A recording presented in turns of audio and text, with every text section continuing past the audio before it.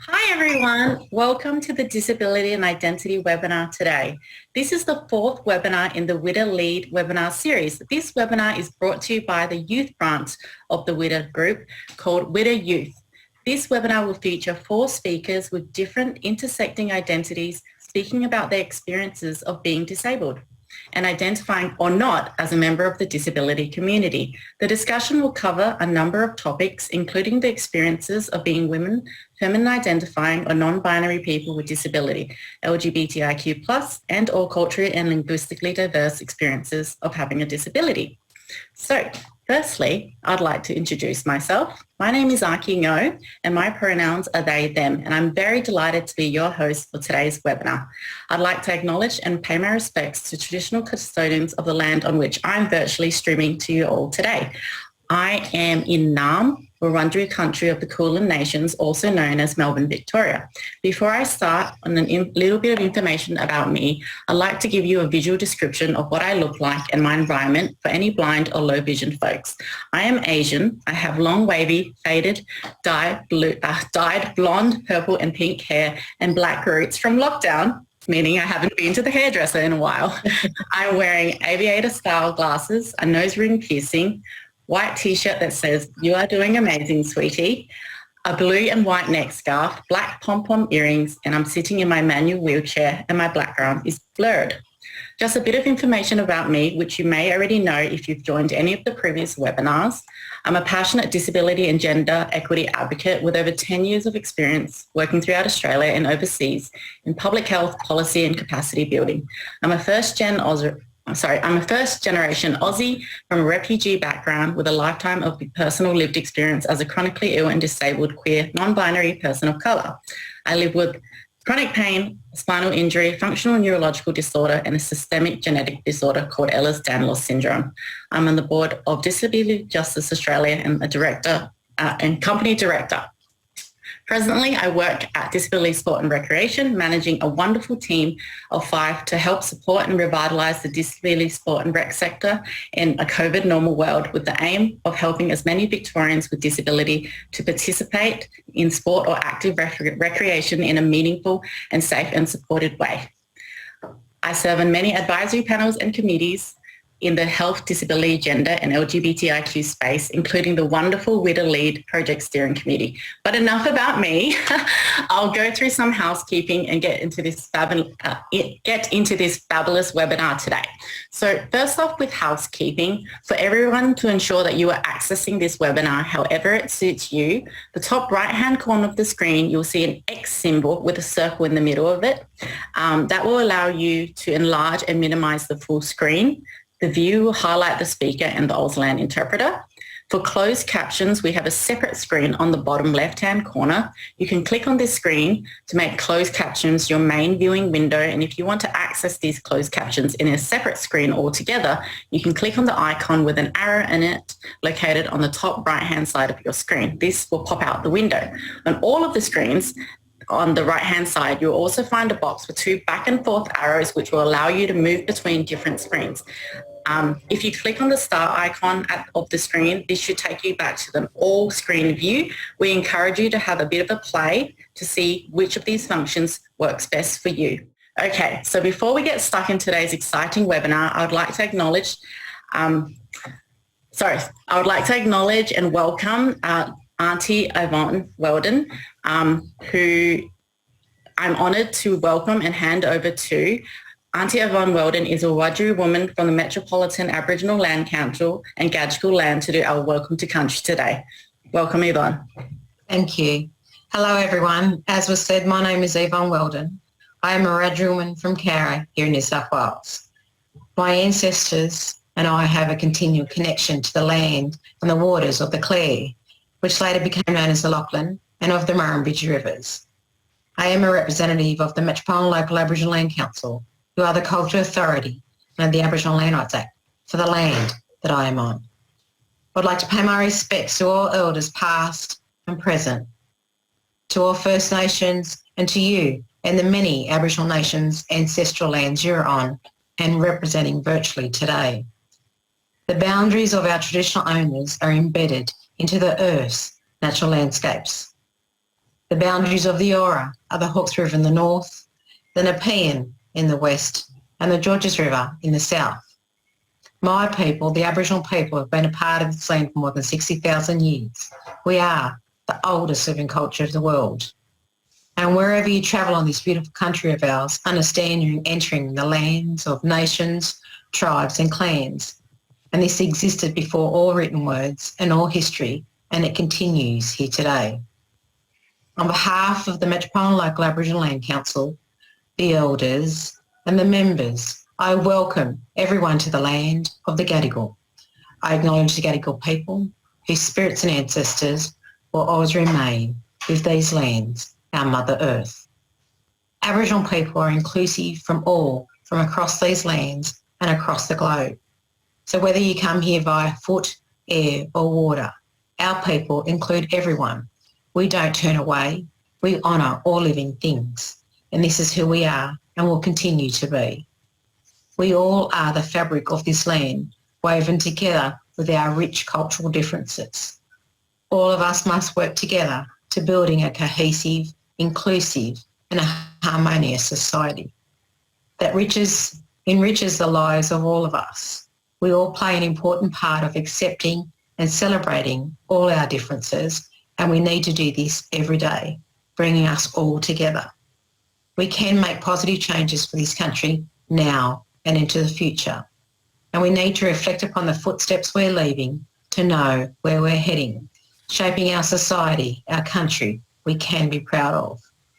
All of us together can bring about positive changes to multiple generations, starting a healing to the past generations by declaring what should not have taken place, to the present day generations, giving them hope and creating a future for the next generations, for everyone in this country.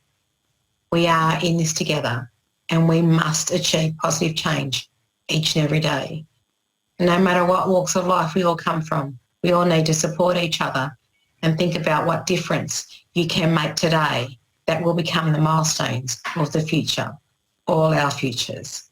So let us all draw upon my people's spirits as we continue on our journey. May my people's spirits walk with you and guide you as we strive forward for us all.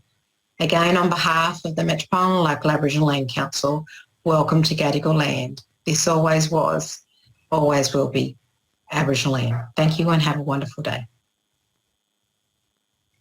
Thank you, Auntie Yvonne, once again for that heartfelt and incredibly important welcome to country. So for those who don't know much about Women with Disabilities Australia, WWDA is the national disabled persons organisation that represents more than 2 million women, girls, feminine identifying and non-binary people with disability across Australia for almost over 20 years. Our goal at WWDA is to be able to be the national voice and the national force that leads the way for women and girls, feminine identifying and non-binary people to improve the lives and opportunities for our community. We use the term women and girls with disability on the understanding that it is inclusive of women, girls, feminine identifying and non-binary people with disabilities across Australia. The WWDA LEAD project is an exciting information linkages and capacity building project using step-by-step co-design and meaningful intersectional community representation to develop sustainable and accessible outcomes in leadership, networking, engagement, empowerment, and opportunities to build the capacity, both individual as well as community capacity for all women and girls with disability.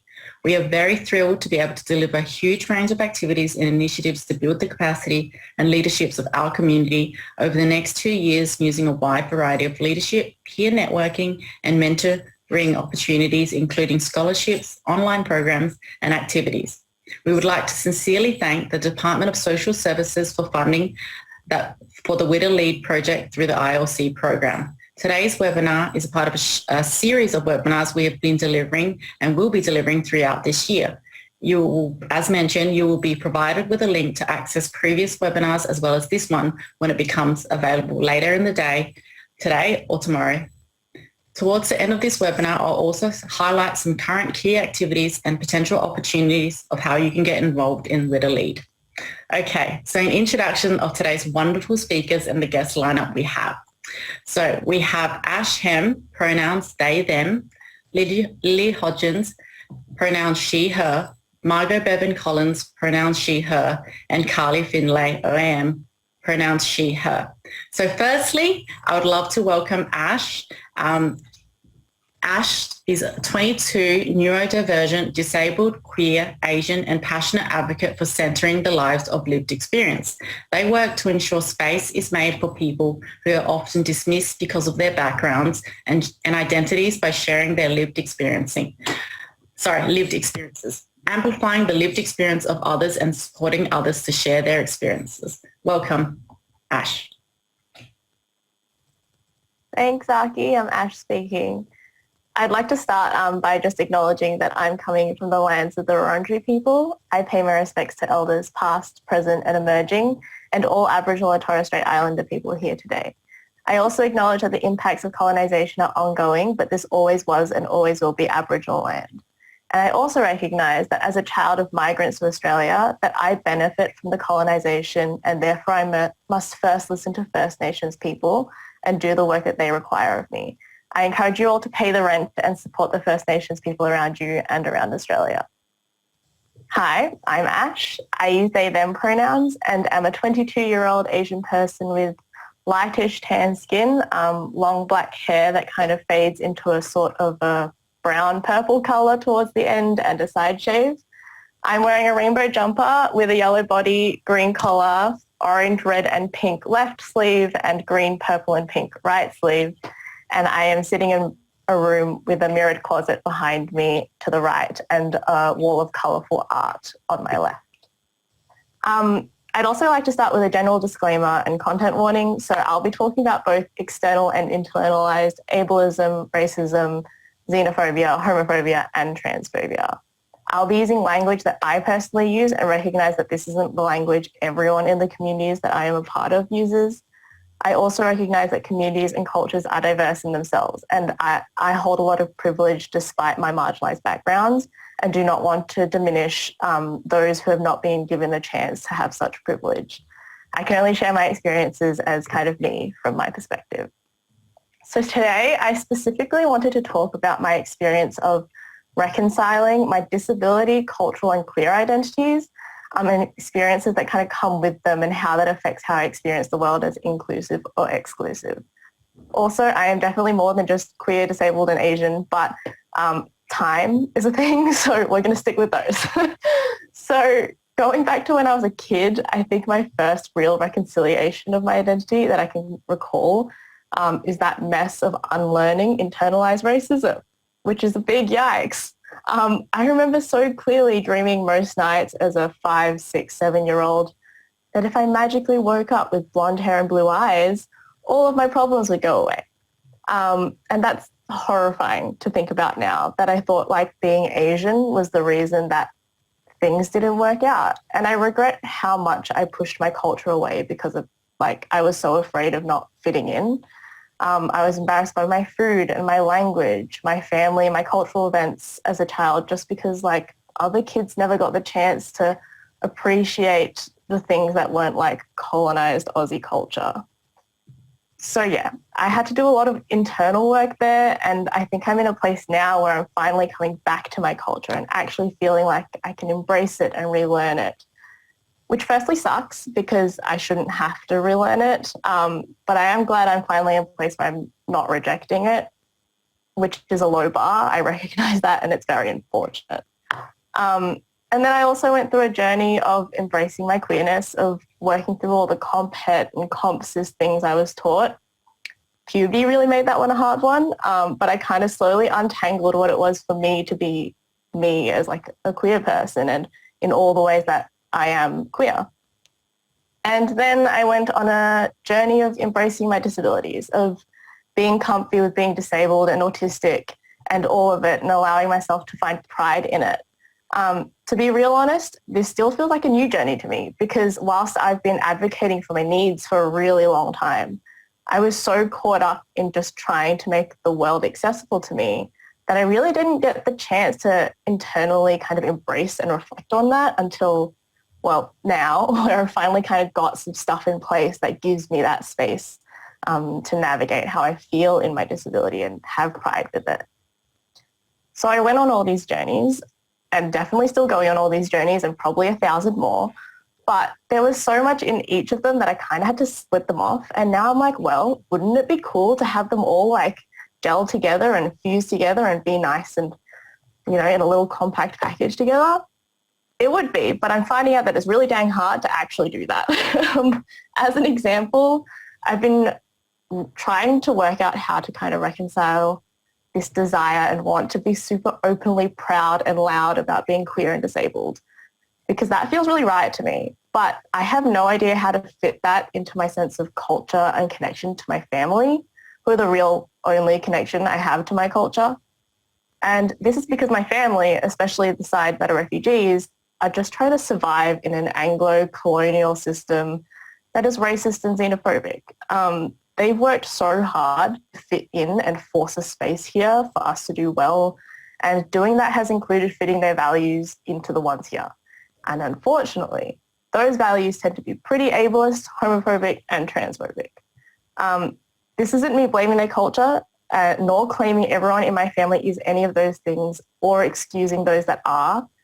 I'm just saying that for people from marginalised cultural backgrounds, having your identity repeatedly attacked and made lesser can really push you into adopting whatever you can from the dominant culture to survive and feel valued or accepted. And this has made it really hard for me to find a way to reconcile my identities in like an outward way. I'm really working against this system that pushes anyone that's different to like assimilate, and where you have to kind of conform to live any sort of easy-ish life. So my current identity struggles and thoughts have been on this, and how I could ever reconcile my identities of queerness and disability without landing myself beyond my family and beyond that connection to my culture. And I've done all this internal work that I'm kind of proud of, and I want to express that and like be really open about it. But I feel like I can't, or at least not yet. And it really does feel like it's going to be a lifelong work in progress. And that some of that work is beyond me. I think this struggle to reconcile identities is a really big thing for people with multiple marginalised identities, and also why the work that is beyond me needs to kind of start in every space and organisation and person and community, working in an intersectional way. So intersectionality gets thrown around a lot, but in a way that I actually think disregards what it actually intends to mean. And I know some people do it amazingly well, and a lot of those people are here today. But I've experienced so many things that did not recognise my identities as being part of a person with experiences that like affect that identity.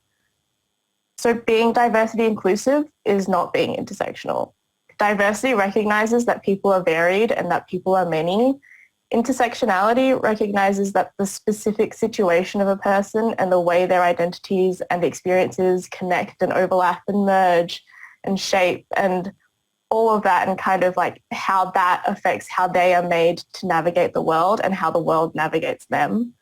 And I kind of need both so that there is an understanding of how I am specifically experiencing the world as a disabled Asian person with my specific privileges and disadvantages, and how that shapes my like ability to access things and do things and just be me in the world. So yeah, it's like more than just having a diverse range of employees and recognizing that there is a diverse range of experiences. It's like actively working with people in a way that recognizes their situation and their experiences as like intertwined and having very really big impacts on how the world perceives them and like let them do things, which is why we have to actually listen to people and take their experiences with as much seriousness and legitimacy as we take the information from like academic papers and statistics. It's also why we have to recognize the boundaries of those who are sharing, boundaries of those who do not want to retell their stories. There are limits on what marginalized individuals should be expected to do because the world positions marginalized people in specific ways based on their intersectional experiences. And sometimes that does mean we spend all of our energy just trying to survive. And, you know, that really can take a lot of it out of you.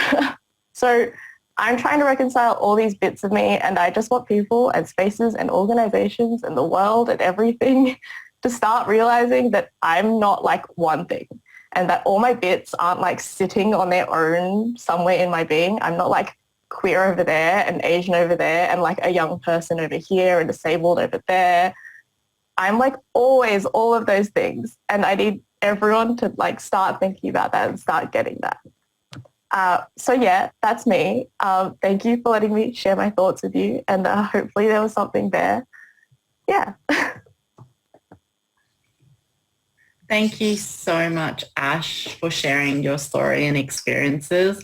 For those who couldn't have seen me, I was nodding along with practically everything Ash said, as I resonate greatly with a lot of them. All the things Ash has experienced, I have also experienced quite often and quite regularly. We share very similar experiences and backgrounds. So thank you so much for sharing. Next, I would like to introduce you to Lily. Lily Hodgins is a Dilamara Dilinja Marangan, which means proud Wiradjuri woman who suffers from severe PTSD, functional neurological disorder, or FND, and ADHD. Lily comes from a very strong family who has survived the stolen generation, intergenerational trauma, identity stripping, and poor physical and mental health, inclusive of disability, which is a common theme for many First Nations families and individuals, including Lily's. Lily's goal in life is to show others how to break free from these commons of having disabilities and other ideas of disabilities and how that is impacted, and actively show others that you can be stronger than you believe you are. Lily loves connecting with people, connecting to culture, and in doing so, connecting to others through her art and her voice. Welcome, Lily. Yana everyone, which is hello. Yes, my name is Lily. I am a Dilamara Wiradjuri Malangan, just like my aunties who were stolen. So I've come from a stolen generation family, as was just described. I would really like to pay respects to my traditional owners of the Awabakal land that I'm on, to the ancestors, my ancestors, Wiradjuri ancestors, and to elders past, present and emerging. So I was... I'll also say my background is blurred. I have reddish faded hair. I've got brown hair. I've got my Dinawan, which means emu feathers on for my culture. I've also got a yellow, black and red jumper, which is also in relation to my culture. So just as a little bit of a brief overview about myself, I was found through the Women's with Disability Association through a video I had done about me connecting with culture, about being stripped of my identity because of the stolen generation and how it's affected my family, and how my disability of my functional neurological disorder, my PTSD and my ADHD affects my daily life. And so that was through a blog that I'd done about leadership for young people, for young women. As being a stolen generation family, I've had to fight long and hard about my identity and connecting back with my family. And within the same year of finally being in contact with my family, so last year, I was also given my official diagnosis of my functional neurological disorder. So a little bit about FND, to shorten it up. Basically, and the way my neurologist likes to explain it is you can be, it's the brain is totally overloaded. So you can be, if you imagine yourself sitting still and you're trying to do whatever it is, the task that you're attempting to do, and the brain just goes, you know what, I'm going to go over there and do what I want to do, which is nothing. So I'm a visualizer, and I hope this helps with my explanations through my talk. But if you think of it as is a computer, so you've got 1,000,001 tabs open, and then the next thing everything freezes, and it's like someone has completely wiped the hard drive. There's absolutely nothing there. So a lot of the time with FND, I get asked from people, is it like executive dysfunction with ADHD? I have both. So executive dysfunction is like there's 1,000,001 tabs open at once, and you're trying to complete a task from each of those tabs. Eventually you'll get it done. It's not frozen, but with FND, it's, like I said, the hard drive has been wiped and there's nothing there and there's nothing you can do about it. It's not something you can fight against, and it's very common that the more that you fight against it, the worse that your symptoms will get. So for me personally, I'm affected by food, or in that sense, my appetite. My brain will not tell my body that I'm hungry until it's too late. And at that point, I can't physically make myself food. So when someone talks about FND as a, you know, it's not exactly a disability, and I shake my head and I get really frustrated, and I try to explain to people that it is so debilitating and it varies so much between person to person, because you can have someone like myself who I've been told is very articulate and I can present myself very well, compared to someone else who's sitting next to me with the whole right side of their body completely paralyzed for the last 3 months because they had something trigger them into that state with their FND.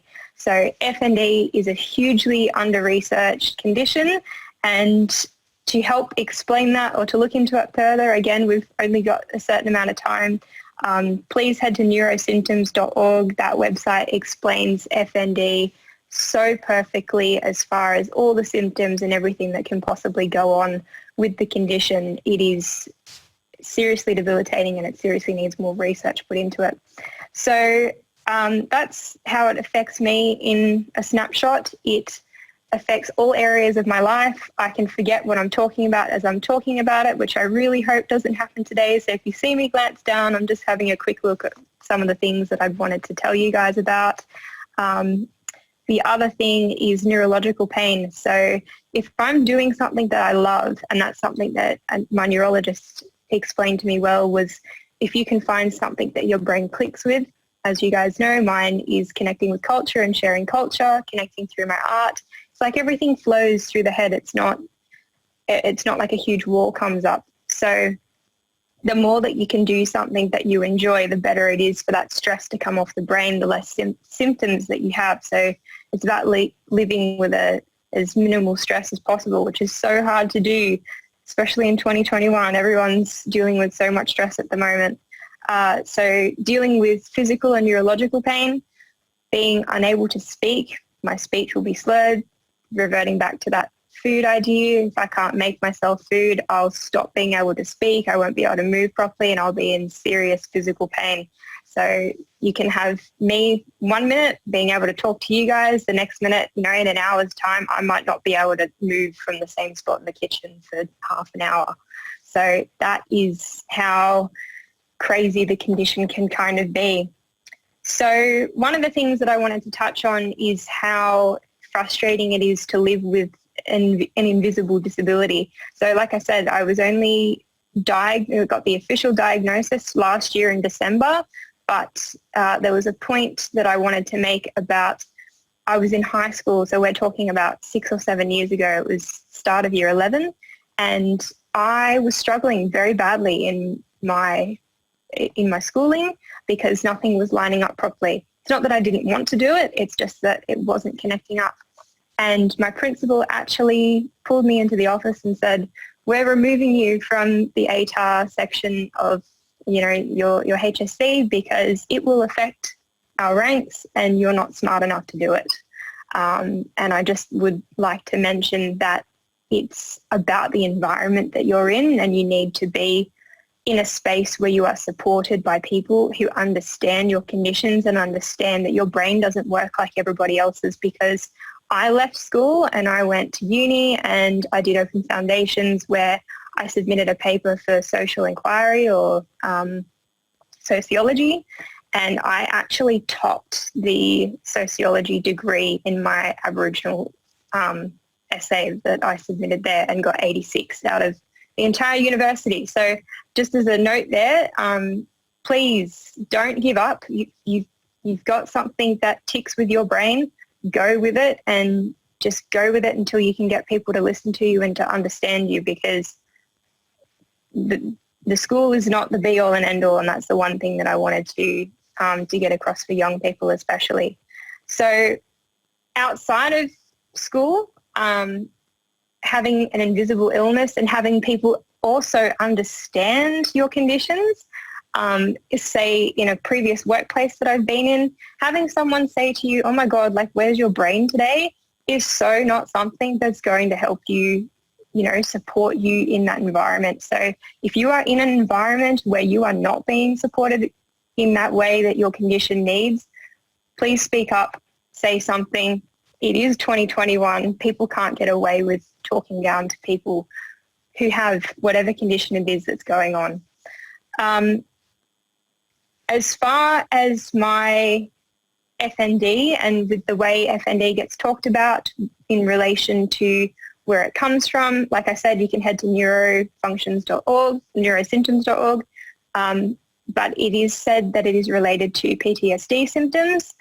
As I mentioned earlier, I'm a stolen generation surviving family. My aunts and uncles were taken as young as the age of 3 years old, and they all also experience FND symptoms. They've not been officially diagnosed, but dissociation and brain fog are two of the huge ones that we all experience.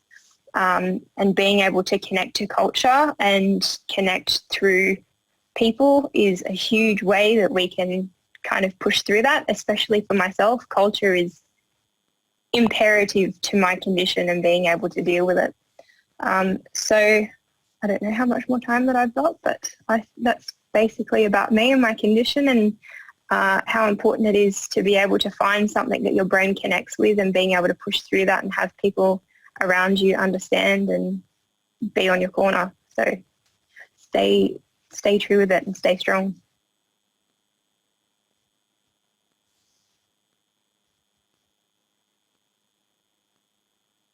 Pardon me, I was on mute. Thank you so much, Lily, for sharing your experiences with FND.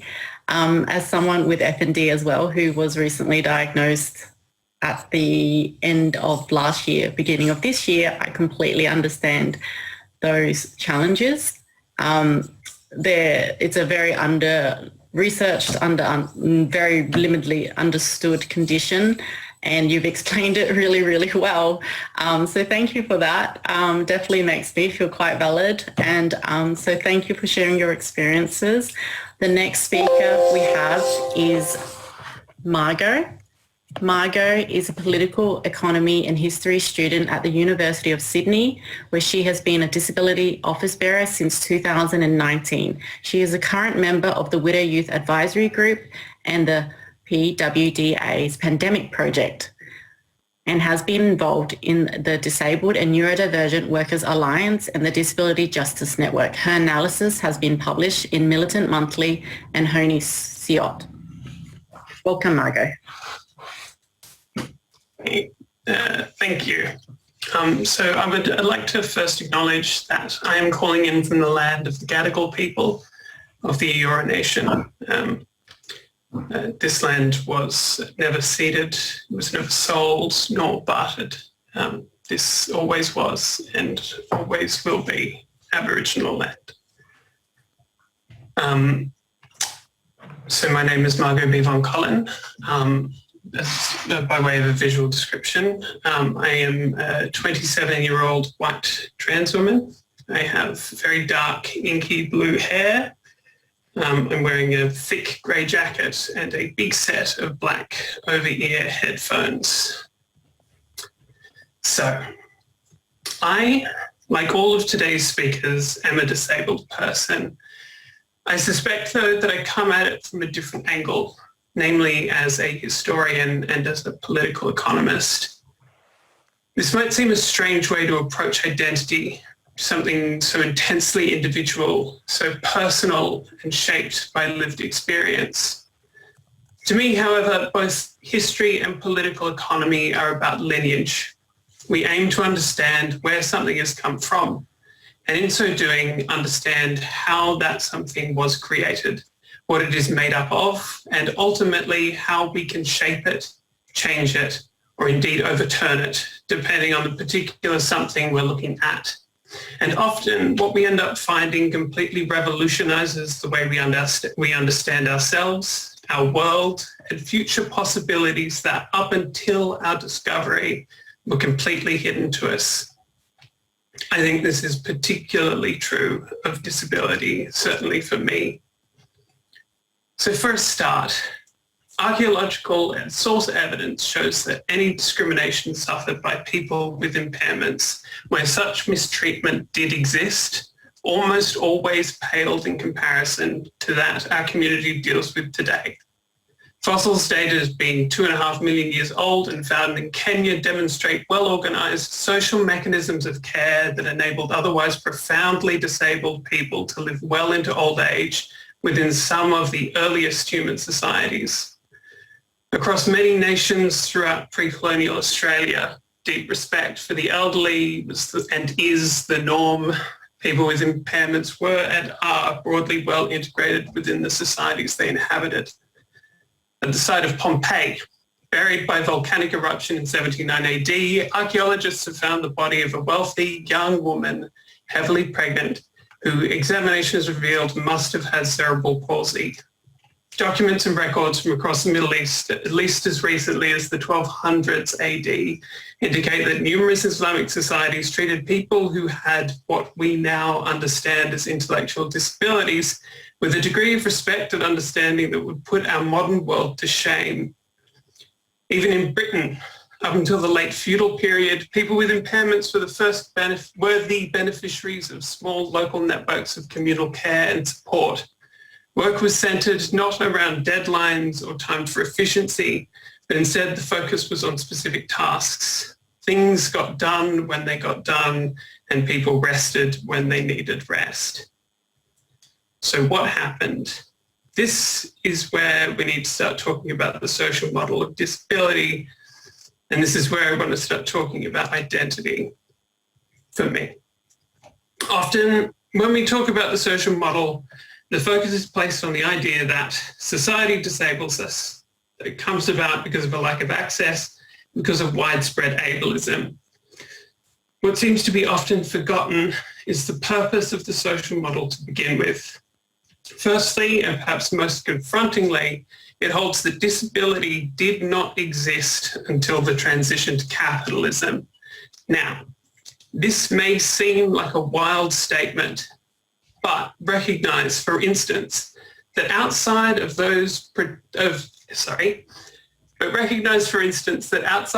predominantly Western advanced capitalist nations, most languages to this day do not have a broad umbrella term for impairment like the word disability. In fact, English didn't have one until shockingly recently. The earliest possible estimates of the word being first used weren't until around the mid-1600s. And in reality, the term didn't have the concrete meaning we understand today until a century later, so around 1750, about 250 years ago. There's no coincidence that disability gets a name in Britain at the precise moment that work's characteristics change from the earlier task orientation that I was talking about to time orientation. All workers were now paid a wage, often weekly, which meant that anyone who could not work as quickly or for as long was worth less to the bosses. As communities were forcibly uprooted and moved to the cities, disabled people, a group which had only just got a name, had no established community to turn to and no support to fall back on. They either found a way to work, somehow, usually just worsening their impairments until they could no longer go on, or else were forced away, either to starve or into the newly constructed medical institutions and asylums that were springing up across everywhere. So secondly, as important to me, is that the Union of Physically Disabled Against Segregation created the social model in the 1970s. When they pushed the social model, it was as a way of naming and understanding their oppression.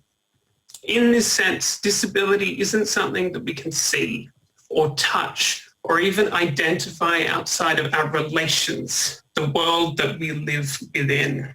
Disability is a process. It is a set of actions. It is not something that we are as much as it is something that happens to us. That's why most people who hold seriously to the social model rarely use person-first language. To say we are people with disabilities suggests that we have them, that they are identifiable characteristics and that they are intrinsic. Instead, I choose to say that society disables me. And so long as this social process continues, I shall remain a disabled person. The history of disability we are fed by media, by poorly researched history texts, and by popular culture is a lie. Those who benefit from current exploitative social configurations need you and me and all of us to believe in the Western, white supremacist, liberal myth of unending progress, that everything started awful and has only gotten better. If we knew the truth, we would know that a better, more equitable world is not only possible, but existed. Proof that such a world exists and continues to exist today in places that cling to better ways of doing things and treating people. That is what disability identity means to me. It is a reminder that a better world is possible for me, for you, for our community, and for everybody. Thank you very much.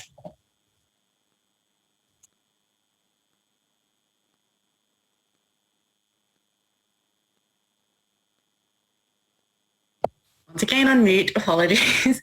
Thank you once again so much, Margot, for sharing that. Some very interesting and shocking information.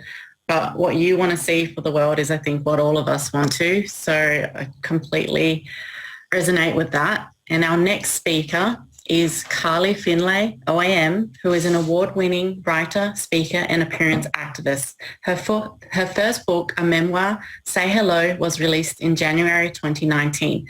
Carly edited the anthology Growing Up Disabled in Australia with Black Ink Books. It's in store now and a wonderful read. I'm reading it right now.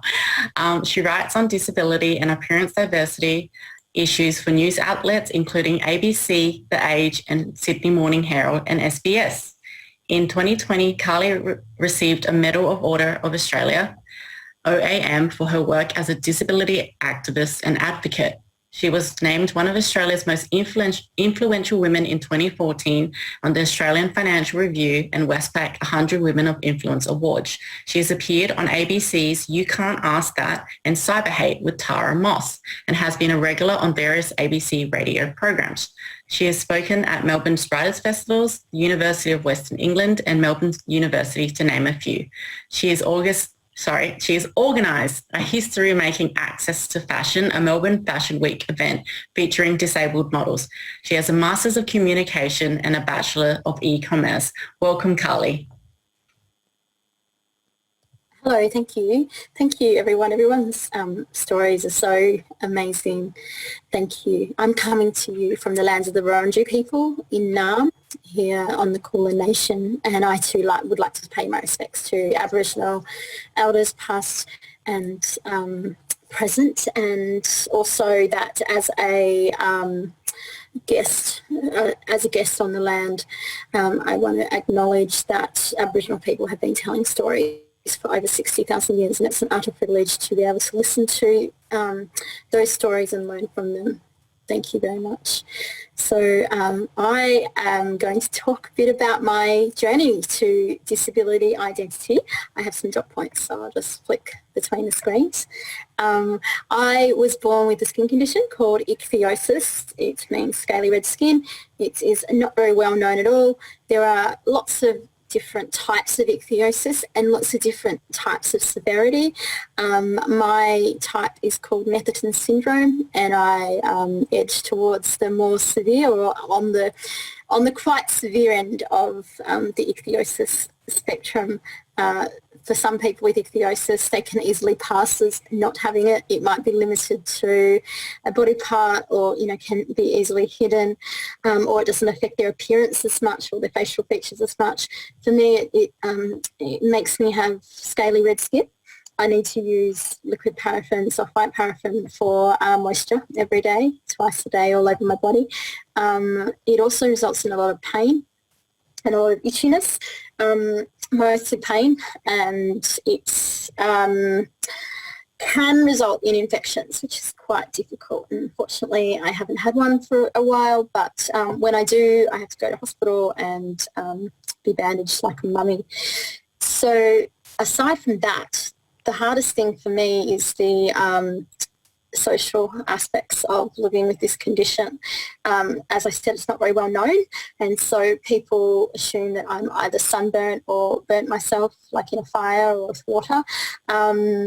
I have to constantly prove myself to people that I'm capable, that I wouldn't say that I'm more than my appearance, because absolutely my appearance is totally a part of me, but, that I can do stuff because the expectation is so low. And then there's the ridicule and the, low expectations and overt discrimination as well. So things like not being taken by a taxi because, apparently my face scares the driver. And so they are all really challenging on top of living with a rare severe skin condition. When I grew up in a really small town near Albury in New South Wales, in country New South Wales, on Wiradjuri country. And my parents, they came to Australia in the early 80s. And they came to Australia because they fled South Africa due to the apartheid. So my mum is what she terms a coloured South African, and my dad is a white Englishman. And so they couldn't marry, they couldn't court in South Africa legally because of the racial segregation laws there.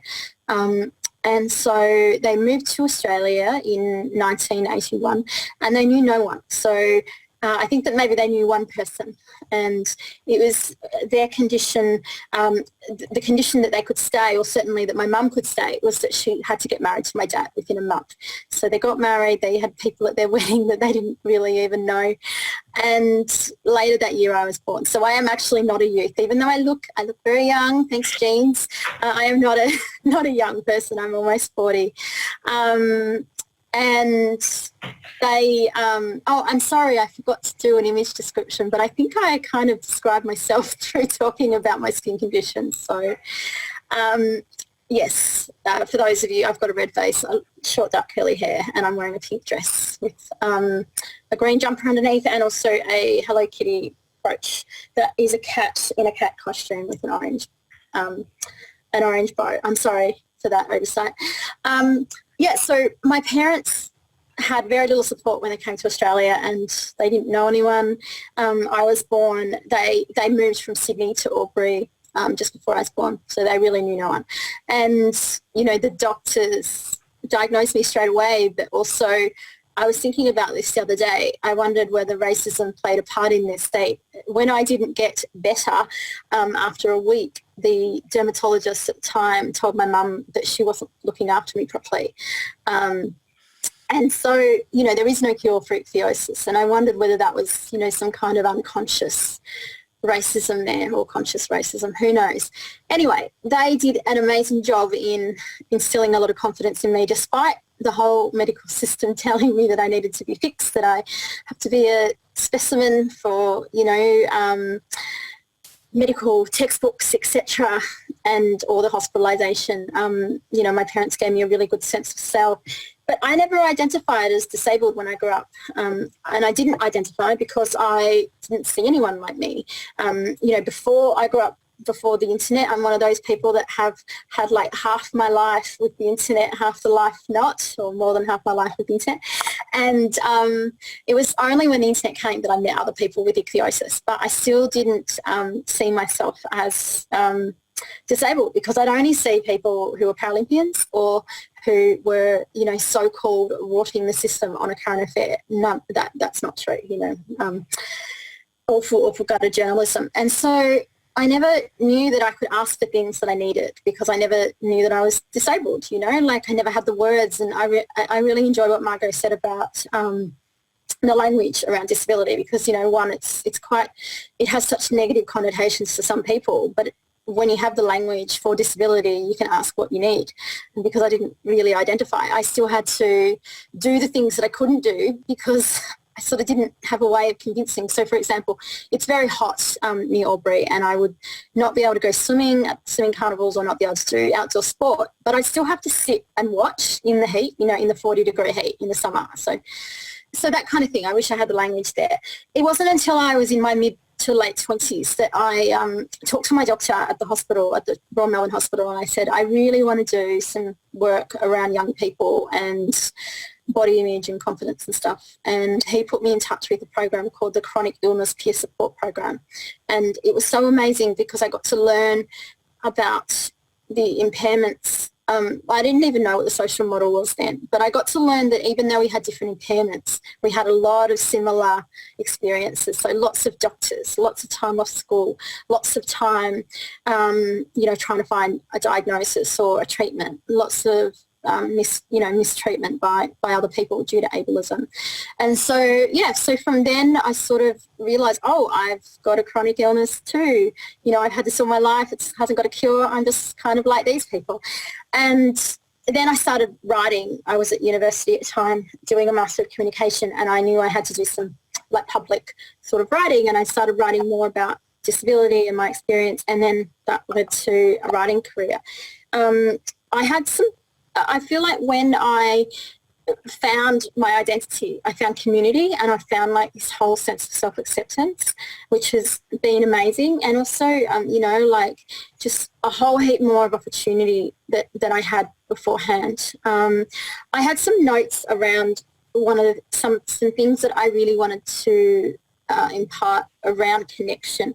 And I really wanted to say that sometimes I feel that there's a divide between visible disability and invisible disability. And I just want to say that for me, like while my ichthyosis is very visible, there are so many invisible symptoms like inability to regulate my temperature, painful areas of skin that are not apparent, and also severe pain.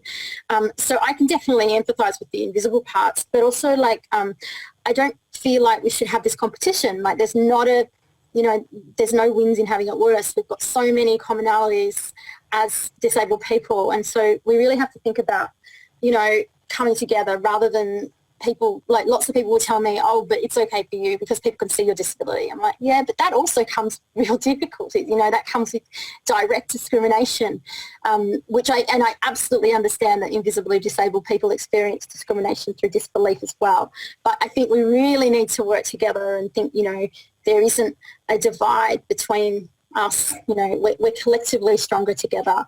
The other thing I wanted to say was it can be really hard in knowing if you're disabled or not, or identifying or calling yourself disabled, because it is seen as such a broad term, but also a negative term, and also disability can be changing. And so something that I only discovered this year, like I feel like we're always learning around disability, is a term called dynamic disability. And it was by Brianna Beness, and also Joanna Nobadana has written about it. I don't think that's her real name. That's her Instagram handle. I actually don't know what her real name is. But if you have a look at Brianna Beness and Joanna Nobadana online, on Twitter especially, you'll find something. And I know that Natalia Hodgins also wrote a really great piece on disability, imposter syndrome. And those pieces all talk about how your disability changes. So one day you might be absolutely able to, do everything on your to-do list, but the next day you might be in bed because you've got pain. And those articles really acknowledge that and say that, yes, it's absolutely okay to call yourself disabled, to have different disability experiences as well. And the other thing I absolutely encourage you to do, and if you're watching this, you're already doing it, but, come to different events by disabled people. The internet has just made that so possible, and, come to our events, connect on social media, talk about, commonalities. And the other thing is read books, read writing by disabled people, because it's life-changing. Yeah, I think that's it from me. So thank you. Thank you so much, Carly, and I could not agree more. Connecting with Carly myself and befriending Carly has been a really validating and supportive experience for me and my identity with disability, and being a part of WWDA, and it really does support and make you feel validated and welcome, and actually gain pride in who you are, particularly disability pride, which when Margot talked about language and the negative connotations associated with disability, it doesn't make that easy to have pride. So when you're connecting and seeing these strength and wonderful people, you can gain so much of that pride from everyone. So it's something that I would wholeheartedly recommend, including the books that Carly has written. in and been a part of, because those have really validated a lot of experiences that I've gone through as well. So now we just have some time for questions, which is addressed at all panel members. So please feel free to jump in and answer them as you please. The first question is, has being a youth shaped your experience of identifying with disability?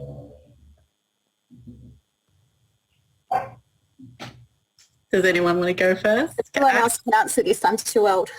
I mean, I'll jump in a little bit just to say that yes, and I think like it's actually like what has shaped the experience is that I kind of got into it like now. As in like this is my shaping of the identity and it's happening right now. And I think like because school is just so intense and it's just so many things and you're just kind of trying to survive. And especially if you're disabled and the schooling is horribly ableist, you really do spend all that time just advocating for the fact that you need, you know, the space to educate yourself and the space to be educated in your schooling space. That, yeah, I think it is really common that you don't really get a chance to grapple with like your disability identity until later on. And I guess that is also a privilege in some sense too, that some people do have to like work out their identity really early on potentially because their disability is really visible or society just sees it in a certain way. But yeah, I think there's like, I guess, pros and cons to both of those in like whether it's good to work out what your identity is early or whether it is, you know, a weird thing to also work it out later on when you're like, wow, I thought I knew myself and now I don't. So yeah, those are my thoughts. Definitely following on from that, Ash, is like you kind of are forced into, you know, in some instances you're forced into knowing your identity, and having that and losing, you know, the time that you should be spending, you know, with everything else is very, very, very taxing on your identity. So definitely. As a semi-young person, I still fit within that bracket, but just now, I didn't. I wish I identified when I was younger. I wish I spoke up for supports when I was younger. Like Carly, I didn't identify because I didn't know that I could. So I never sought support. I never sought anything that I was entitled to, which looking back, I wish I did, because I wouldn't have been as challenging and as isolating and as painful as it was if I had those supports. So yeah, like that's why I definitely encourage people to get connected, as Carly mentioned. The next question is, has your experience of disability changed over time? Alternatively, does it present differently in different socio-cultural contexts? I like that question. I was thinking a bit about what Carolyn Bowditch says, and Carolyn is an amazing woman who is an artist, arts worker. She heads up Arts Access Victoria, and she often says how if she goes to different places that are less accessible, she's more disabled.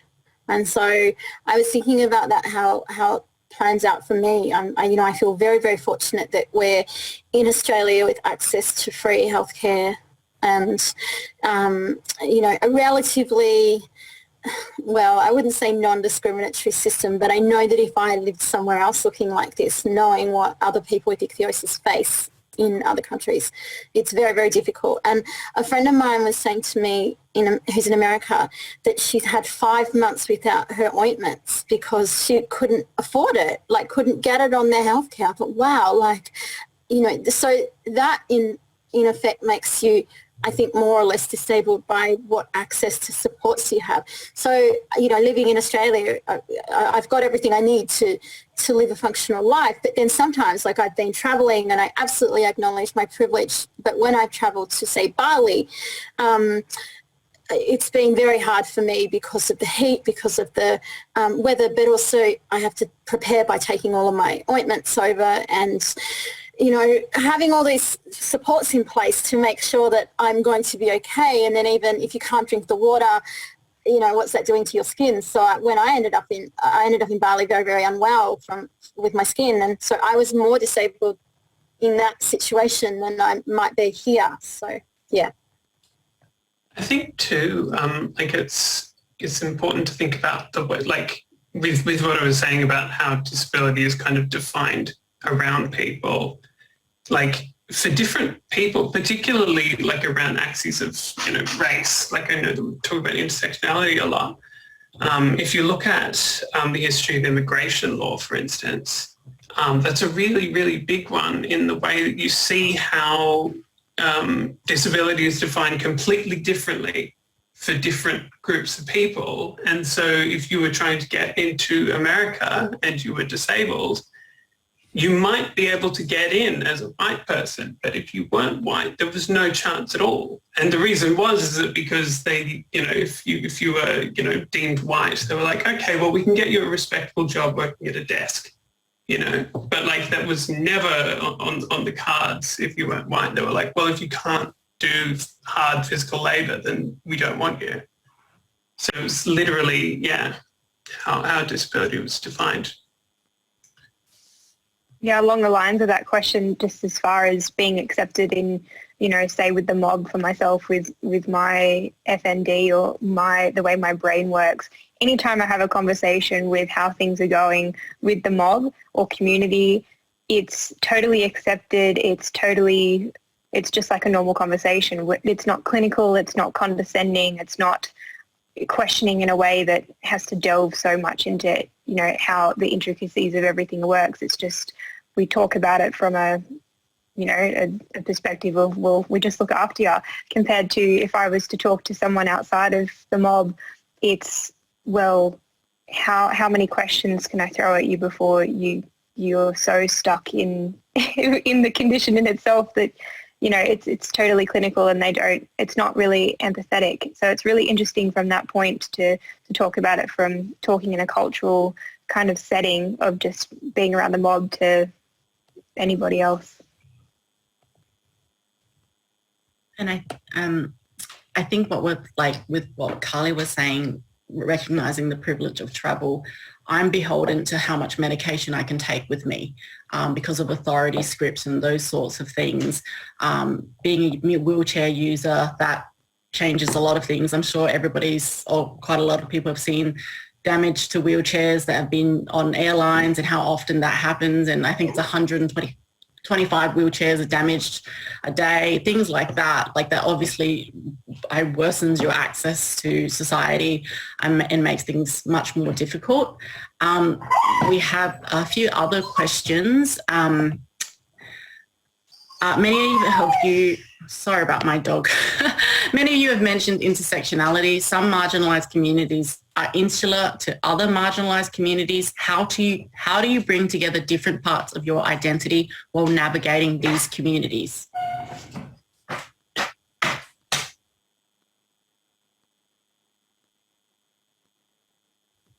I don't know if I'm taking this question or like I'm thinking about it the wrong way, but I think as in like having some communities and feeling like those communities are separate to other communities. Is that what we're going for a little bit? Okay. Because yes, and I find this a lot with like how I like, this is my whole thing. I feel like I am part of a community only if I separate some of my other identities out of it. And I don't understand, it's not that I don't understand. I can't work out how to fit them together in a way that is cohesive and recognizing the like marginalizations of those communities and why they are finding it difficult to accept certain identities or finding it difficult to like reshape their values. And this is not really an answer to the question on how to do that because I don't know how. But I think just recognizing that is really difficult to like, it's almost like competing access needs in a way. Like there's a competing marginalization kind of thing happening where people are marginalized by values that are like complex and like really hard to work through, and then they clash with other communities' values and why those people have had those values. I don't know what the answer is to solving that, but I think recognizing that is an issue is a good start, and like recognizing that people are going to find it hard to kind of merge communities or merge certain areas or identities of their lives because of that. Maybe that's a good start. Thank you, Ash. We are unfortunately out of time. However, if you have submitted a question, they will be addressed, particularly the questions regarding people's interest in Margot's work and wanting to know more about Margot's work, as well as some other readings and references that have been referred to. So the team at WWDA will get back to you and inform you of the information regarding that.